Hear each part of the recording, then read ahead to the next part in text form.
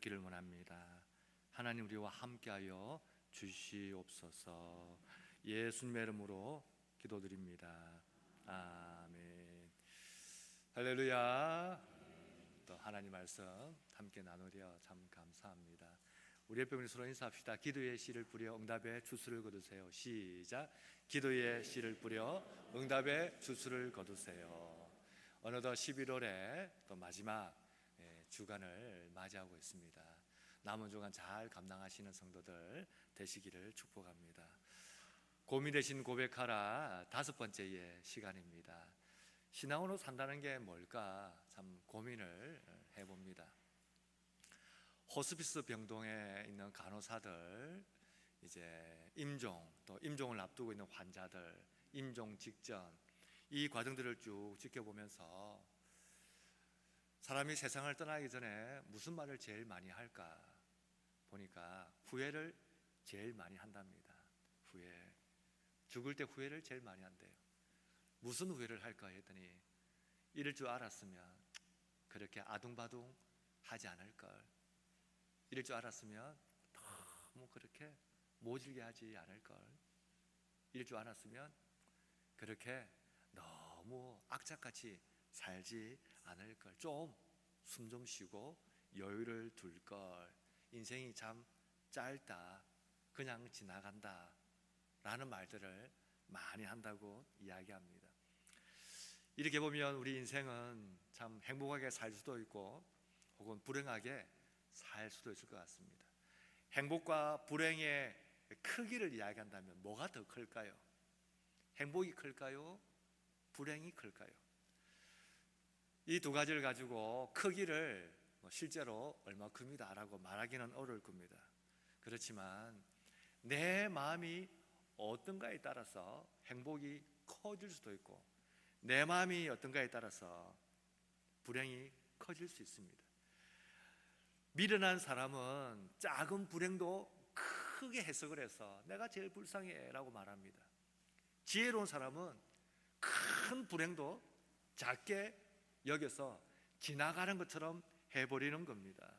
여러분, 구태여 우리 삶에 있는 그 작은 어려움과 불행들을 너무 현미경으로 확대해서 보면서 이게 전부인 것처럼 생각하지 않으면 좋겠습니다. 행복은 기성품이 아니니까 행복은 함께 만들어 가는 겁니다. 아브라함 링컨이 말하기를 사람은 마음먹은 만큼 행복하다 라고 했던 말이 좀 마음에 와 닿기도 합니다. 오늘 고민 대신 고백하는 인생, 우리는 이 11월 한 달 마지막 주를 보내면서 어떤 인생을 살까? 아브라함의 이야기를 해보려고 합니다. 75세에 하나님께 부름을 받았습니다. 그 전까지는 그곳을 떠나지도 다른 곳에 살지도 새로운 인생을 꿈꾸지도 않았습니다. 근데 하나님은 한 번도 가보지 못한 전혀 지금과는 다른 삶으로 가라라고 부르셨습니다. 오늘 성경 그것을 믿음으로 출발했다고 이야기합니다. 저는 생각해 봤습니다. 믿음이 있으면 한 번도 안 가본 땅 갈 수 있을까요? 믿음이 있으면 한 번도 안 해본 일 할 수 있을까요? 믿음이 있으면 한 번도 경험해보지 않은 일 할 수 있을까요? 걱정과 불안과 염려가 하나도 없을까요? 그래서 믿음이 뭐냐라고 생각해 봤습니다. 믿음이 뭘까요? 믿음이란 뭐냐? 하나님 부르실 때에 후회 없이 한번 살아보자. 하나님 부르시면 후회 없이 하나님의 부르심에 따라가 보자. 여러분, 전 그게 믿음이라고 생각합니다. 오늘날 아브라함을 보면서 한 3가지를 생각해 보려고 합니다. 우리는 어떻게 사는 거냐? 고민 대신 고백한다는 것은 어떻게 주를 따라가는 것인가? 한 3가지를 살펴보려고요.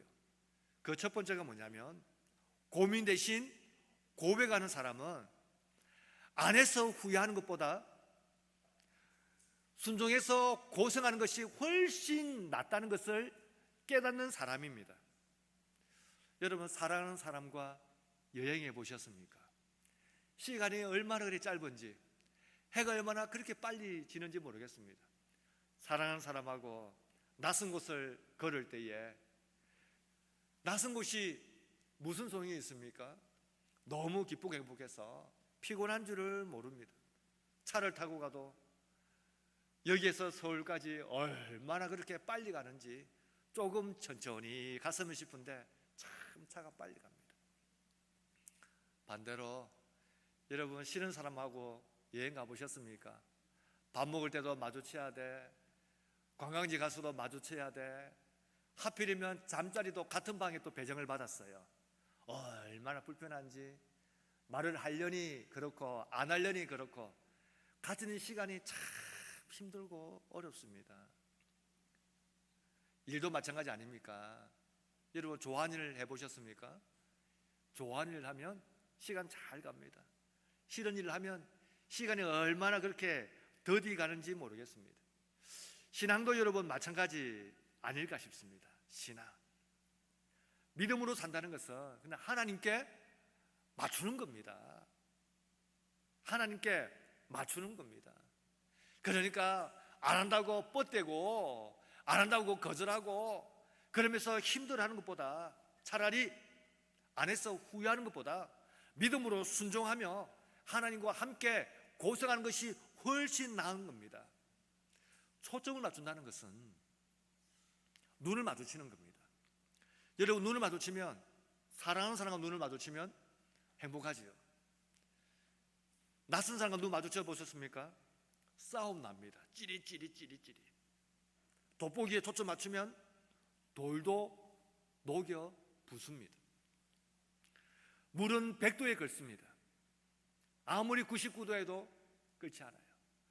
맞춘다는 것은 거기까지 도달한다는 것을 이야기합니다. 다시 아브라함을 볼까요? 아브라함은 고민하지 않습니다. 대신 믿음으로 고백합니다. 아브라함이 믿음으로 고백한다는 것은 8절에 보면 이렇게 이야기합니다. 믿음으로 아브라함은 부르심을 받았을 때에 순종하여 장래 유업으로 받을 땅에 나아갈새 갈 바를 알지 못하고 나아갔으며, 아브라함의 지금까지의 인생은 늘 현재의 인생에 초점이었습니다. 현재의 인생, 지금 잘 먹고 잘 입고 잘 살면 되는 인생이었습니다. 근데 하나님은 지금을 보지 말라고 이야기합니다. 하나님은 장래를 보라고 이야기합니다. 75세에 하나님께 부름을 받았습니다. 지금까지 모든 인생은 현재의 인생이었는데 하나님을 만나고 난 다음에 현재에서 미래로 초점과 시야가 옮겨졌습니다. 장래의 유업으로 받을 땅에 나아갔다. 불안하지 않을까요? 하나님과 함께 한다고 불안이 사라지겠습니까? 하나님과 함께 한다고 갑자기 돈이 쏟아지던가요? 하나님과 함께 한다고 모든 근심 걱정이 한순간에 다 사라지던가요? 그렇지 않습니다. 늘 우리를 따라오고 달라붙어 있습니다. 시편 62편은 다윗이 압살롬의 반역에서 도망치면서 쓴 시가 시편 62편입니다. 얼마나 괴로웠던지 하나님의 사람이 아들의 반란에 도망치면서 자신의 처지를 이렇게 이야기했습니다.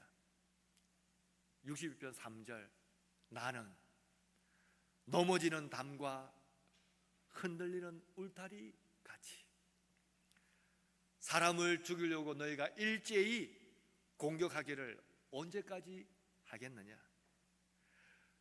그들이 그를 높은 자리에서 떨어뜨리기만을 꾀하고 거짓을 즐기하니 입으로는 축복이요 속으로는 저주로다.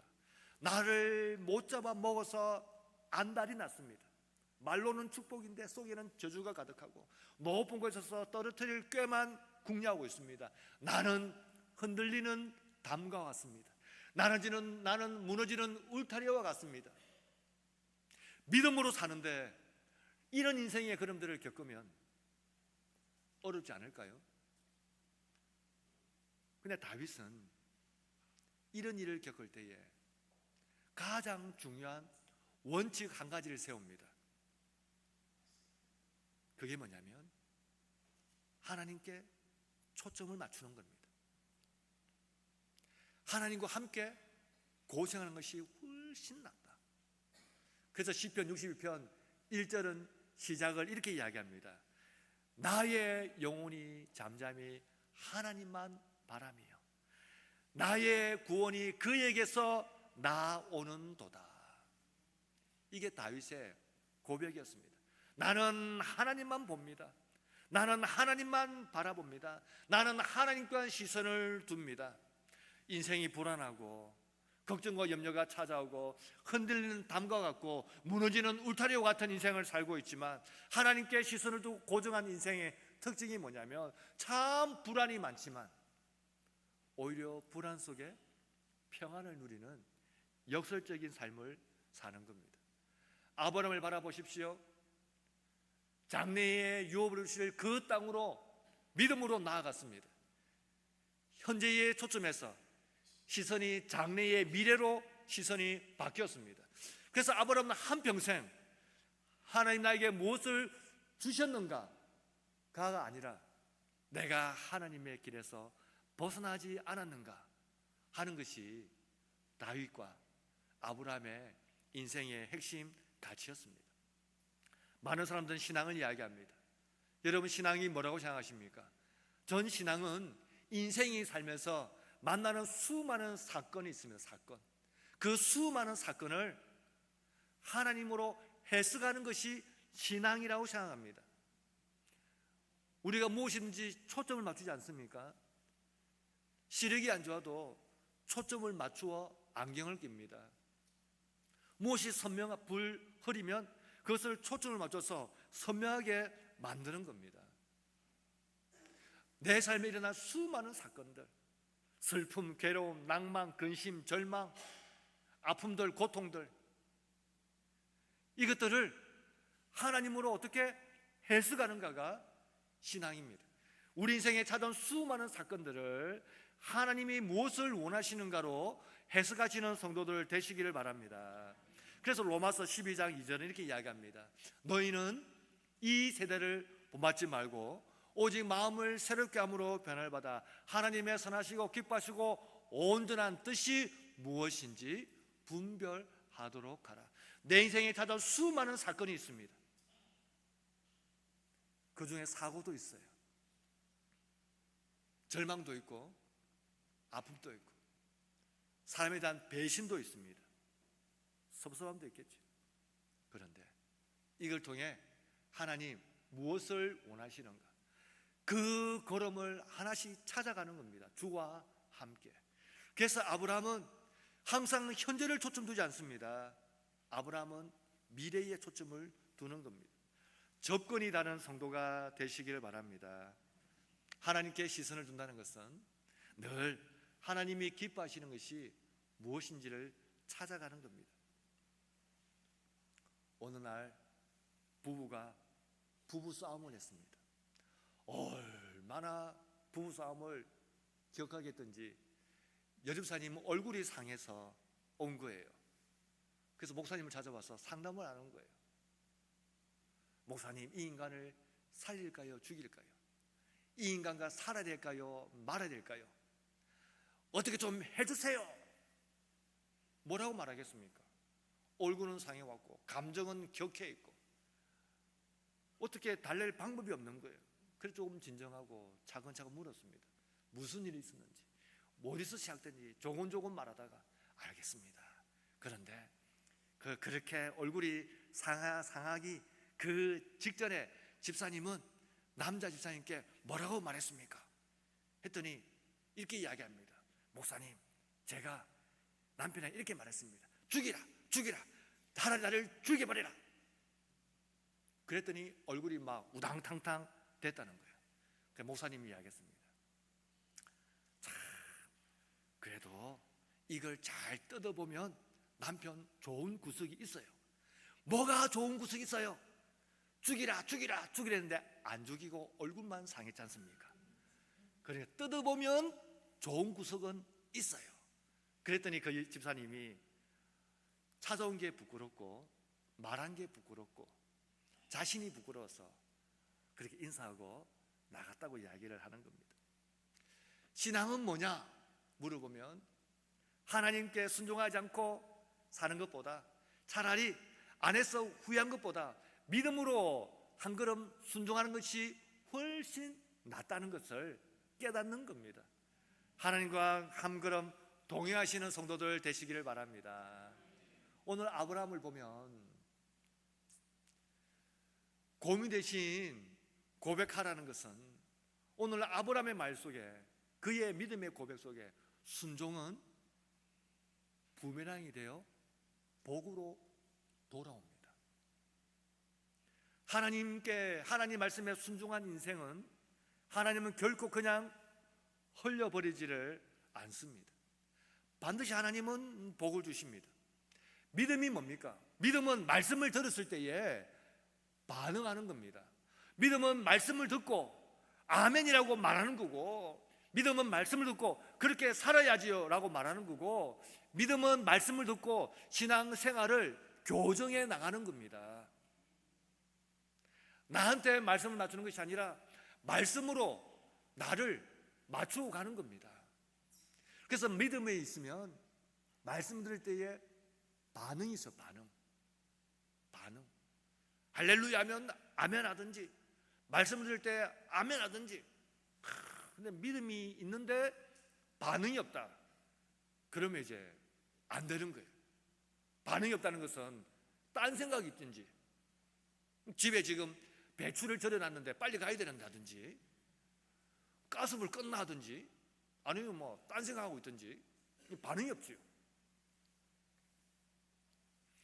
오늘 아브라함의 반응은 뭐냐라고 묻을 때에 아브라함은 말씀에 반응합니다. 그 말씀에 반응하는 것을 순종이라고 부르는 거예요. 다시 8절을 볼까요?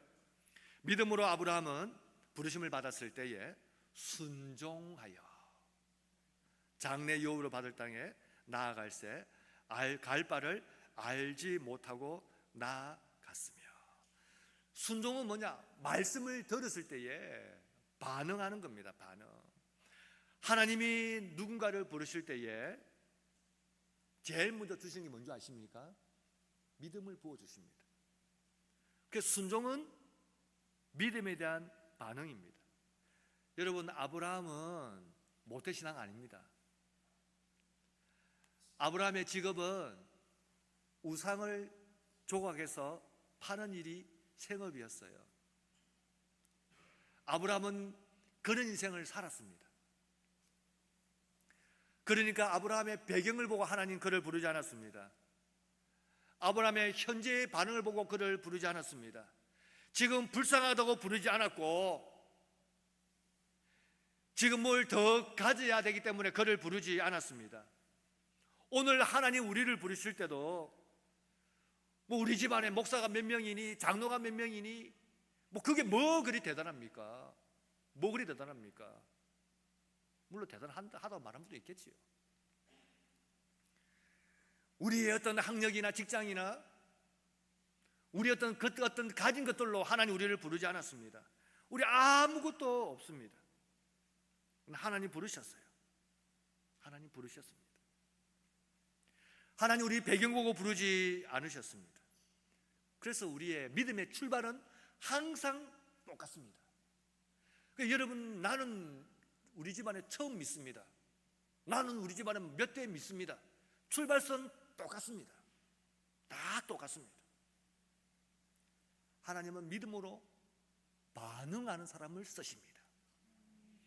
인생의 출발점 똑같습니다. 그러니까 우리 집에 뭐 누가 목사가 몇 명이니, 뭐 장로가 몇 명이니, 뭐 직분자가 몇 명이니, 그건 그분들의 이야기지요. 우리 모든 사람들은 믿음의 출발선이 똑같습니다. 그럼 하나님 어떤 사람 쓸까요? 말씀 듣고 반응하는 사람을 쓰시는 겁니다. 그래서 아브라함은 순종에 반응하는 거예요. 말씀에 순종하는 거예요. 그래서 믿음의 조상이 되는 겁니다. 믿음의 조상. 하나님과 상관없이 살았지만 하나님의 복을 받은 사람의 이야기가 있습니다. 역대하 13장을 보면 다윗은 이 블레셋에게 빼앗겼던 법궤를, 아비나답에 머물러 있던 법궤를 다시 가져오려는 계획을 세웁니다. 고민을 참 많이 합니다. 그리고 이 일이 온 이스라엘의 축복이 되기를 그는 바랬습니다. 그래서 군사 3만 명을 동원합니다. 엄청난 계획을 세웁니다. 3만 명이 법궤를 옮기는 일에 동원하고 호위하고 퍼포먼스, 엄청난 일을 계획합니다. 시가 행진하는 것처럼 고민하면서 정말 최선을 다해서 깨끗한 새 수레를 준비합니다. 그리고 법궤를 다 옮겼습니다. 그리고 이제 나팔 불면서 막 군중들은 환호하고 막 손뼉치면서 턱턱턱턱턱턱턱턱 갔습니다. 돌덩이 하나에 수레가 털커덩 거리는 거예요. 그러니까 수만 명이 아이고 가슴이 철렁했습니다. 법궤가 깨지는 줄 알고 얼마나 놀랐겠습니까? 한 사람이 탁 막았어요. 우사가. 그래서 사람들이 아이고 다행이네. 처음에는 어이구 했다가 다행이네 하는 순간 우사가 그 자리에서 죽어버립니다. 충격을 받아버립니다. 이게 지금 무슨 소용이냐? 하나님의 말씀을 상기하는 법궤가 오는 길인데 이걸 지키려고 막았는데 우사가 죽어버립니다. 깜짝 놀랐습니다. 누가 법궤를 가까이 할 수 있겠습니까? 누가 법궤를 앞으로 책임지겠습니까? 수만 명의 군중들이 막 우왕좌왕하면서 막 웅성웅성 그리기 시작했습니다. 그래서 법궤를 더 이상 운송할 수가 없다. 운송할 수 없다. 그리고 문 열려있는 집에다가 그냥 밀어 넣었습니다. 그냥 수레를 그냥 밀듯이 딱 밀어 넣은 거예요. 그 집이 문패에 보니까 오벳 에돔 되어 있습니다. 오벳 에돔. 오벳은 섬기다, 에돔은 에돔 신을 말합니다. 그러니까 이름 자체가 에돔 신을 섬기는 사람. 얼마나 이름 자체가 이방적입니까?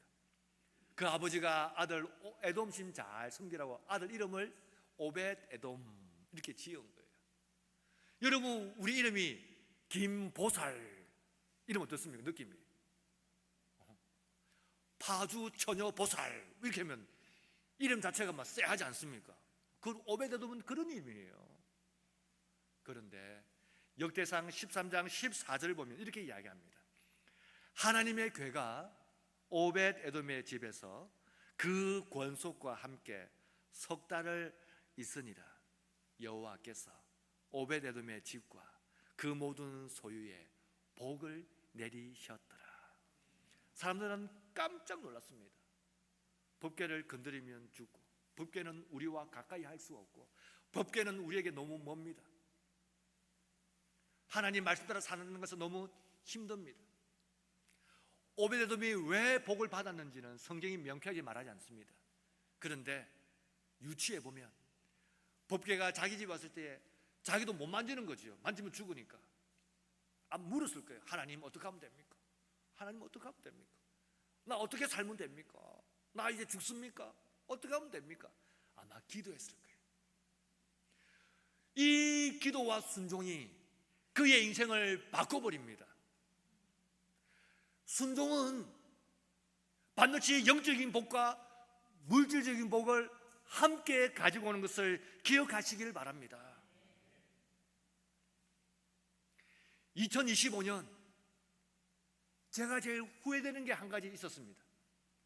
11월 초순경에 새벽 기도 때에 스가랴 말씀 묵상하면서 그때 새벽에 오신 몇 분들 제가 이야기했습니다. 2025년을 교회를 섬기고 목회 사역하면서 제일 후회스러운 게 후회스러운 게 너무 형편을 잘 알아서 물질로 섬기고 교회가 해야 될 일들을 차마 입에서 내지 못했던 것이 말씀 앞에서 너무 회개가 됐습니다. 며칠 전에 한 목사님을 뵀는데 그분이 대구의 어느 교회에 부흥 강사로 갔을 때에 있었던 일들을 이야기해 줬습니다. 집회하러 갔더니 그 교회 목사님이 이제 이분께 말씀하기를, 목사님, 저 때문에 성도들이 가난합니다, 이렇게 말하더라는 거예요.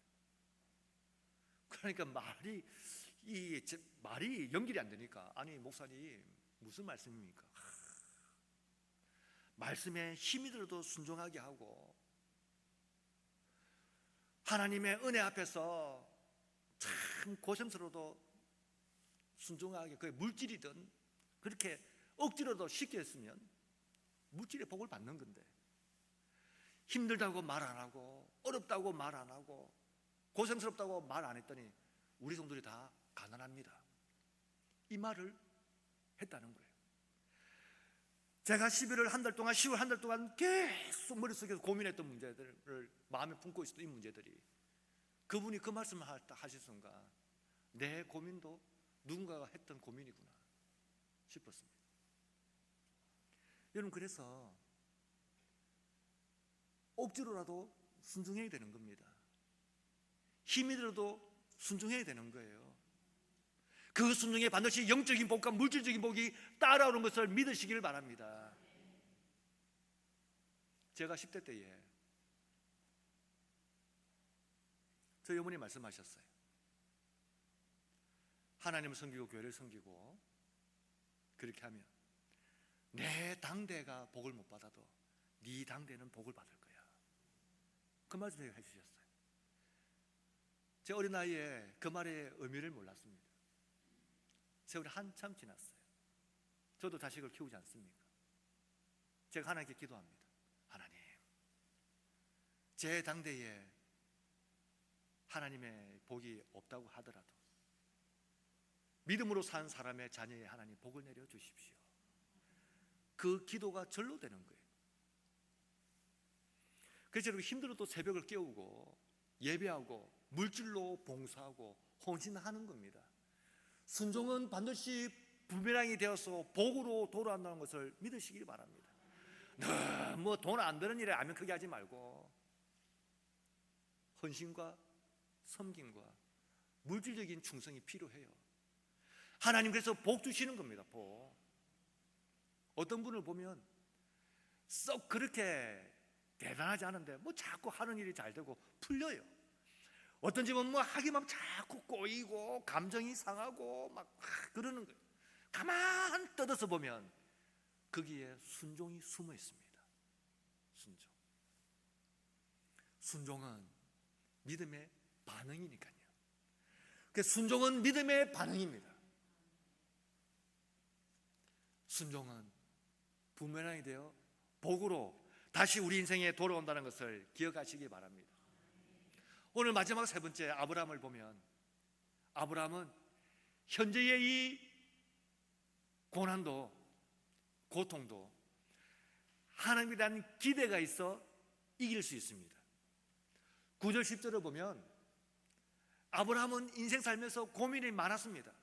고민이 많았다는 것을 뭐라고 이야기하는가 하면, 그는 장막에 살았습니다. 장막. 가나안 땅 약속 땅에 들어왔습니다. 근데 지금 어디 산다고요? 텐트를 짓고 사는 거예요. 하나님이 약속하신 땅 안으로 들어왔습니다. 가나안 땅 안으로 들어왔습니다. 하나님이 약속하셨으니까 흙으로 된 집을 짓고 돌로 된 집을 짓고 여기가 하나님 주신 땅입니다 하면 될 텐데, 그는 장막을 짓고 살았습니다.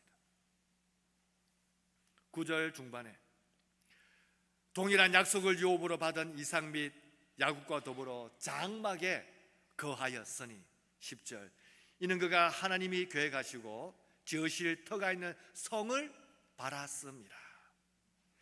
지금은 텐트를 치고 살지만 하나님은 나에게 주실 것이 성, 이건 그냥 캐슬을 말한 게 아니라 큰 시티를 말합니다. 성으로 둘러싸여 있는 큰 도시를 말하는 도시. 지금은 천막 안에 살고 있지만 하나님은 나에게 성으로 둘러싸인 큰 도시를 주실 거야. 그래서 기대가 있어요. 기대. 그래서 장막에 사는 것을 그는 한사코 거절하지 않고 믿음으로 사는 겁니다. 사랑하는 성도 여러분, 오늘 우리에게 고민되신 고백이 있다는 것은 그건 하나님께 대한 기대가 있어야 되는 겁니다. 이 시대가 왜 슬픈지 아십니까?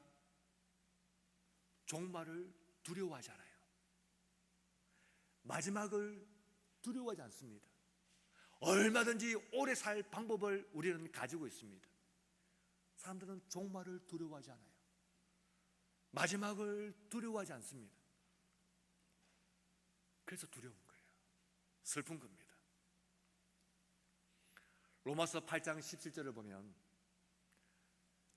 자녀이면 또한 상속자 곧 하나님의 상속자요 그리스도와 함께한 상속자니 우리가 그와 함께 영광을 받기 위하여 고난도 함께 받아야 할 것이니라. 영광이 있다면 함께 가는 것이 고난입니다. 고난을 지나면 하나님의 영광이 있습니다. 영광을 얻고 싶다면 고난을 통과해야 되는 것이고 고난을 지나고 나면 영광이 있는 겁니다. 그 신앙은 오늘의 이 슬픔들을 미래를 바라고 하나님께 기대를 두고 오늘을 사는 겁니다. 그것이 고민 대신 고백하는 인생이라고 말할 수 있습니다. 1987년에 미국 뉴욕 타임즈에 한국의 시인의 이름과 시가 실렸습니다. 한참 우리나라가 독재적인 상황에서 많은 민주화 운동이 일어날 그 시기였어요. 미국 타임즈에서 한 시인을 소개하면서 이 시인은 화염병 대신 시를 던졌다 이렇게 표현했습니다. 그러면서 문병란 시인이라는 분의 시를 소개했어요. 희망가라는 시가 있어요. 이 시의 제일 첫 연은 이렇게 시작합니다. 얼음장 밑에서도 고기는 헤엄을 치고 있고 눈보라 속에서도 매화는 꽃망울을 뜬다. 아무리 어려운 상황 속에서도 반드시 희망이라는 게 있습니다. 다르게 말하면 기대지요. 하나님께 기대를 두는 인생은 오늘을 다르게 살 수 있습니다. 장막에 거하는 분 계십니까? 바람이 불면 춥고 비가 내리면 스며들고 날이 바뀌면 계절의 온도를 피부로 느끼게 되는 참 어려운 환경입니다. 장막은. 그러나 오늘 이 장막에 살고 있지만 하나님을 바라보는 기대가 있으면 나에게 주실 소망의 나라를 기대하시기 바랍니다. 그것이 오늘을 견디게 하는 힘이 되는 겁니다. 그래서 기대가 고통을 이기게 만드는 겁니다. 기대가 고통을 이기게 합니다. 시편 37편 9절은 이렇게 이야기합니다. 대저 행하는 자는 끊어질 것이나 여호와를 기대하는 자는 땅을 차지하리로다. 하나님께 기대가 있는 사람은 결국 하나님이 우리를 소망으로 인도해 주시는 것을 믿으시기를 바랍니다. 사랑하는 성도 여러분, 인생에 고민이 많지 않습니까? 우리 인생에 고민거리 얼마나 많습니까? 걱정거리는 말할 필요가 없겠죠. 그런데 그 순간순간마다 우리 인생에 가는 걸음 위에 수많은 사건을 만나겠지만 그 사건을 하나님이 이 일을 어떻게 해결하실까? 그 시각으로 바라볼 때에 우리는 고백하게 됩니다. 순종하는 것이 훨씬 더 낫구나. 순종은 불매랑이 되어서 복으로 다시 돌아오는구나. 하나님께 기대가 있으면 하나님은 반드시 약속을 이루어 주시는구나. 이 한 주간을 살 때에 우리의 인생이 이 세상과 다른 인생 되시길 바랍니다. 세상에 파묻히는 인생이 아니라 세상 속에 땅을 뚫고 나오는 인생 되시기를 축복합니다. 그렇게 이 한 주간을 다시 믿음으로 사는 우리 모든 성도들 되시기를 바랍니다. 우리 하나님께 한번 기도합시다.